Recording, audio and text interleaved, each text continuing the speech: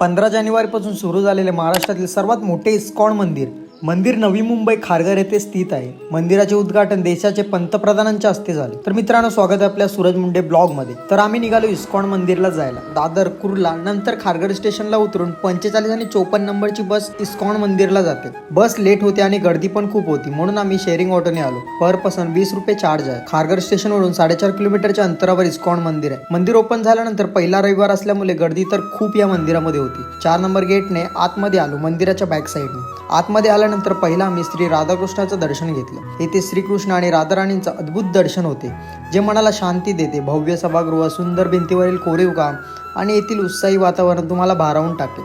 रात्रीचा व्ह्यू पण खूप कमाल होता, खूप भारी. मंदिरामध्ये प्रसादाचा सुद्धा आस्वाद घेतला. जर तुम्हाला आध्यात्मिक शांतता आणि श्रीकृष्णाचं दर्शन अनुभवायचं असेल तर खारघरचं इस्कॉन मंदिराला नक्की भेट द्या. आणि असेच नवनवीन ब्लॉग बघण्यासाठी आपल्या मराठी पेजला नक्की फॉलो करा.